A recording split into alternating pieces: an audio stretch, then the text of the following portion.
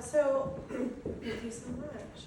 Our last person is Michael Rosanova, who has been a part of our community and our organization for a long time, and has really been involved with a lot of things that, I've heard him talk about his experience with some of the aspects of the church and religion, and it's always been really interesting to hear him speak as well. Cool.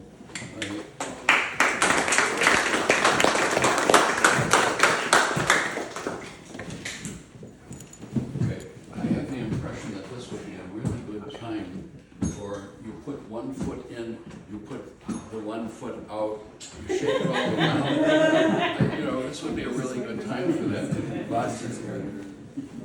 Actually, I want to include a little bit more than I originally intended to, so a couple minutes longer than originally. And this is something that I have written, and but I read okay. Anyway, let's see. Not all women need a man. I think it was Sister McHale who said that when we were in class with her one day. As I've written in other stories, Sister McHale, Mary Clancy actually, was a remarkable young Pinko Kami Dominican nun. How she managed a traditional classroom of 53 not quite pubescent Catholic school sixth graders in 1961-62, this is a sheer mystery, children. No explanation. For some reason, Mikhail was able to inspire all of us to want to please her. She was that good a listener, sincerely interested, curious, without guile, without parlor room reserve. Her wimple covered a great deal of her face, but not the area around her eyes, the critical area for the full face sincerity of what the research calls a Duchenne smile, a full face smile. You know the old song, "When Irish Eyes Are Smiling." Mary Clancy, Sister McHale, simply glowed with curiosity and approval unmasked. Many years later, after we had all grown up and gone on with our lives, I ran into someone who filled me in on what had become of her. Not too many years after we had left St. Giles on the north side of Oak Park, Sister McHale had suffered a pulmonary embolism. That's what swept her away. It happened while she was working one summer on an Indian reservation in North Dakota. Many, many years later, Marie Wheel, a friend of McHale's, a fellow Dominican nun at the time, showed me a picture of McHale from the days when they had first met. They were fresh recruits in the Dominican novitiate at Sinsinawa, Wisconsin, which is about 10 miles north of the Illinois border and about 10 miles east of Dubuque, the center of the universe. It wasn't a formal portrait. It was an accidental snapshot, a wonderful old scrap of Dominican black and white. By the day and hour of that old photo, the young Sister McHale already displayed not a halo for sure, but a kind of mischievous glow. It was not the kind of photo you toss into a drawer and forget. Marie Wheel had left the Dominicans for dates with a Jesuit priest, mostly at a pizza place on 22nd Street in Cicero, still there. For a number of years, Bern, sans frock, had served as our bookkeeper at Intercultura Montessori School, which I founded. He was a seriously spiritual guy, not a mere archdiocesan company man. He occasionally preached at the Baha'i Temple on Sheridan Road in Evanston. Marie was also the real thing, attending events with her old friends, the aging nuns in Dubuque.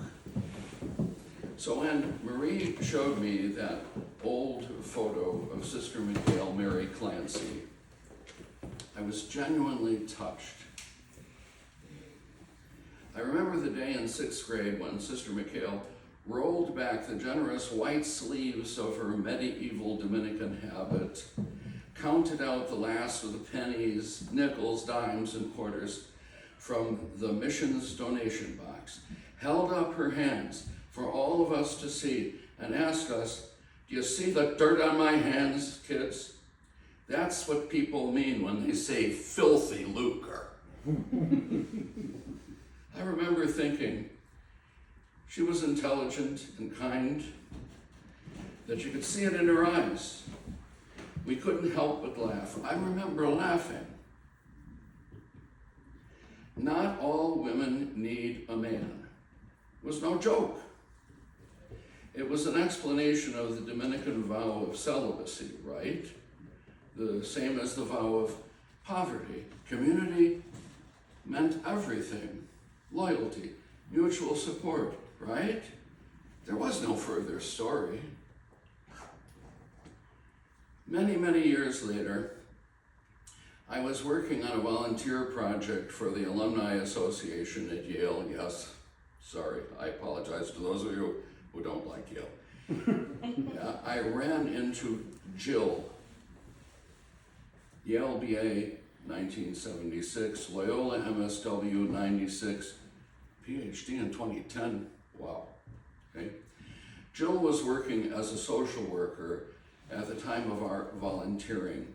She was very approachable, an easy, pleasant friend.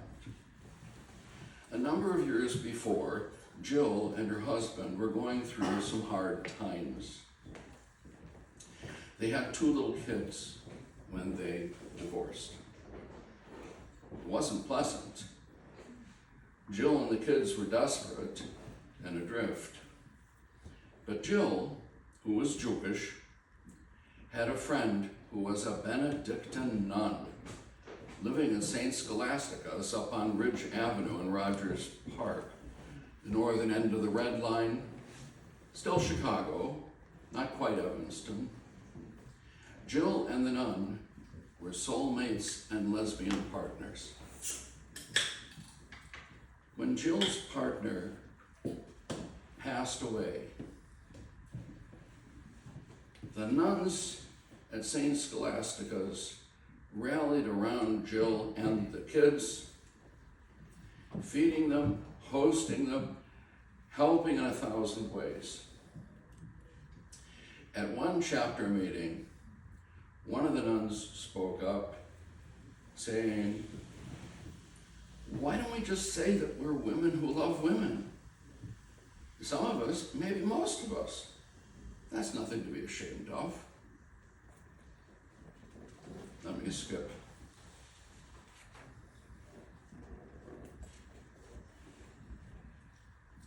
It was 2014, I think, when I was volunteering to organize and attend a Yale Gala event, the first ever LGBTQ reunion at Yale.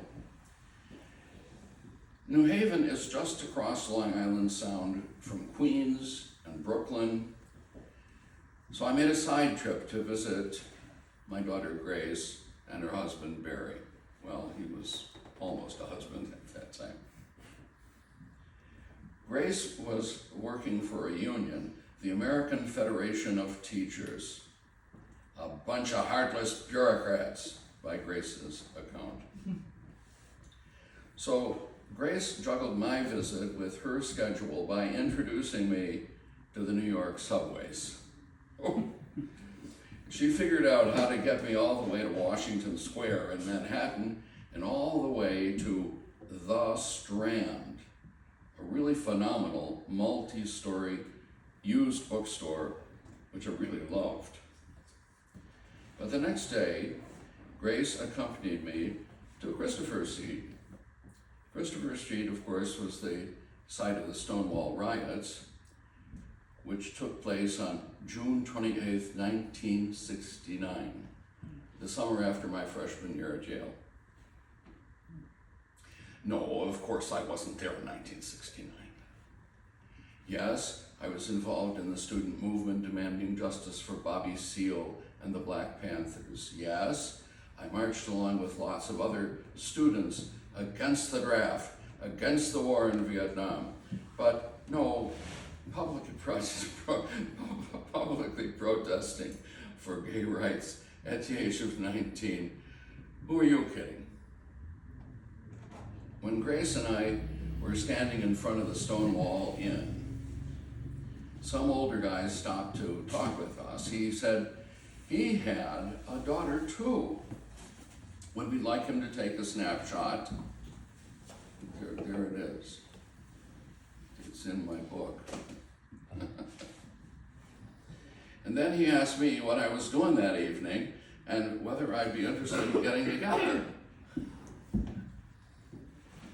It wouldn't have crossed my mind, silly me. I was there to visit with Grace and Barry, not to get picked up by some random gay guy. Plus, it was still really new to me, the idea that I might not be as ugly or as undesirable as I had always thought. Maybe gay people have a range of what's attractive to what's not. Maybe it's a little surprise here and there. Usually, of course, it's not, but sometimes there are exceptions. It took me nearly 20 years after coming out to run into Bob, my persistent boyfriend who keeps on stopping by. That doesn't always happen with boyfriends. A few years later, Barry was presenting at Juste pour Rire, a bilingual stand-up comedy festival up in Montreal, where he and Grace ran across something that reminded them of me. It was a picture postcard featuring the photo of an incredibly handsome guy. And it said something to me. You know, that's what it actually looked like. It's in the book. I thought it was very dear. I thought it was very encouraging. Dad, you need a boyfriend. I wouldn't have expected it to be a guy who was 3 years older than I am, someone who had buried 3 long-term lovers, someone who had enjoyed lots and lots of flash-in-the-pan hookups, someone who thought that both his looks and his love life were down the drain. But as luck would have it, both of us were in the market for a regular boyfriend who would be likely to show up at least a few times every week.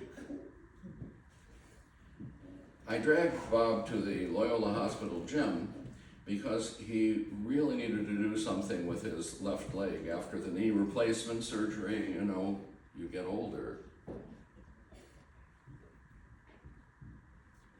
We do aerobics classes in the pool together, plus I like to write, Bob likes to read. I'm not so sure how many of the people on my Storyworth readers list actually read what I write, even though I do get an occasional heart emoji, each one more precious than the last. Anyway, people run across each other in the strangest ways despite the odds. As you age, your body changes. That's just the way it is. Last Saturday at the 60th reunion of the St. Giles 8th grade class of 1964, all of us were either 73 or 74. About 23% of our classmates were already dead. Only about 35 of the 159 members of our class actually showed up for the party at the Carlton Hotel on Pleasant Avenue. This may surprise you, But most of my classmates had aged so radically that I just didn't recognize them. But for some reason, most of them seemed to recognize me. Even people that I had never been close with when we were kids. Several of my classmates told Bob, that Mike, he was the smartest guy in our class. They were also surprised that my hair has yet to turn white. That surprises me too. I've actually been asked what I use to color my hair. My grandmother, in old age, used to pat her wrinkled face like this, make eye contact with you, and grin. Oil of old age, she would say.